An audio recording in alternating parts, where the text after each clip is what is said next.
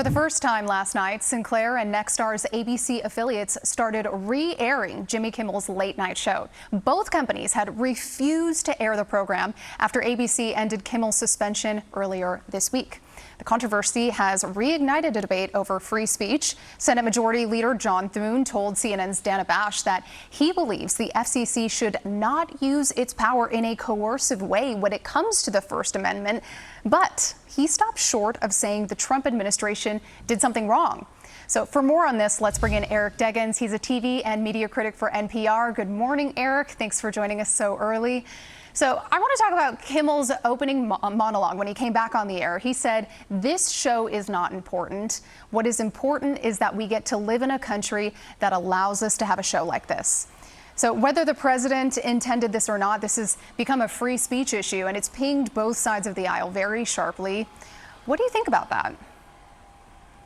Yeah, I think this conflict, this controversy, wound up exposing a lot of different issues in politics and in broadcasting. First of all, of course, we had the First Amendment concerns when an FCC chairman goes on a podcast, threatens the broadcast licenses of ABC affiliates, and then Disney acts to remove the person that was being criticized from the air for nearly a week.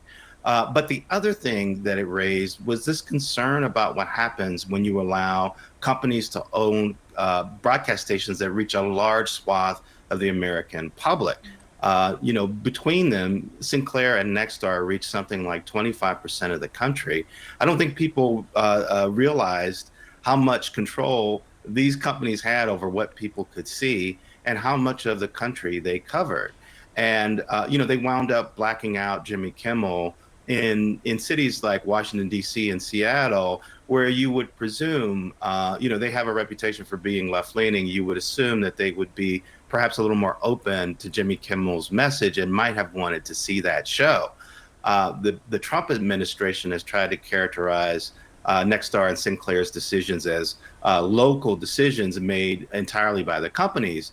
But this is distant ownership, making decisions for TV stations that are hundreds of miles away from their corporate headquarters and may have local standards very different than these corporate leaders have imposed on their entire system. Yeah, we have a map right now showing all of the different markets where these TV stations are.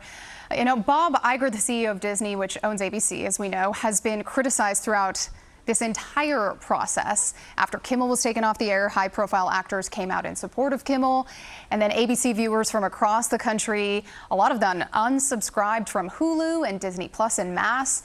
Do you think that making the decision to bring Kimmel back was because ABC execs were taking a stand for free speech, or do you think it was because of the money? Well, you work in television, so usually it's about the money.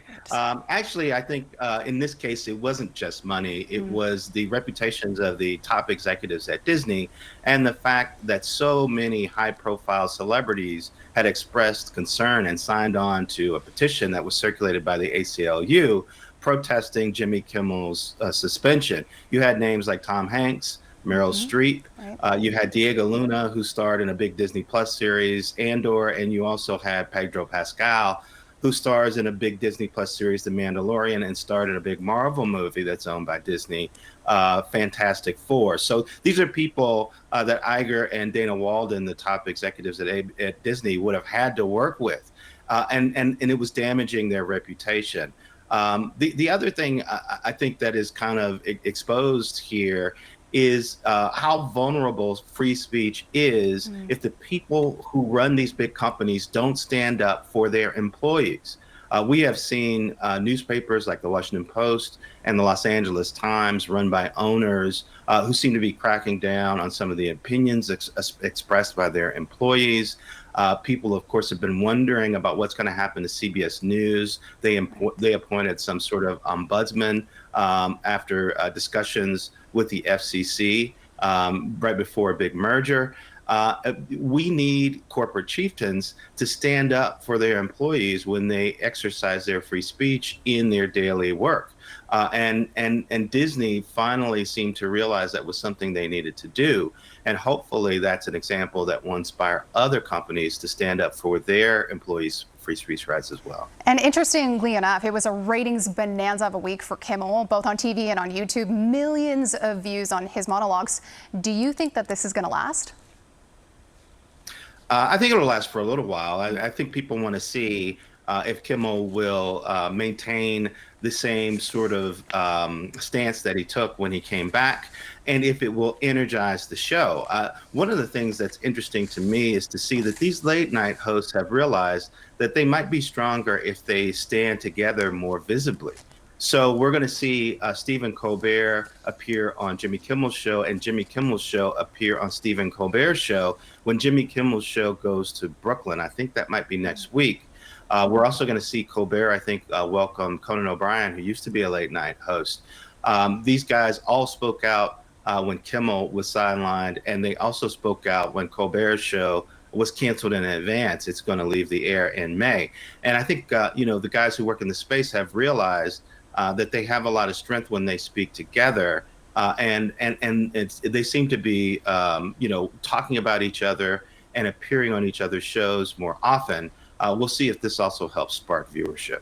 Yeah, they may not have a choice, that they have to stick together now instead of competing for ratings against each other. All right, Eric Deggans, TV and media critic for NPR. Thanks so much for joining us.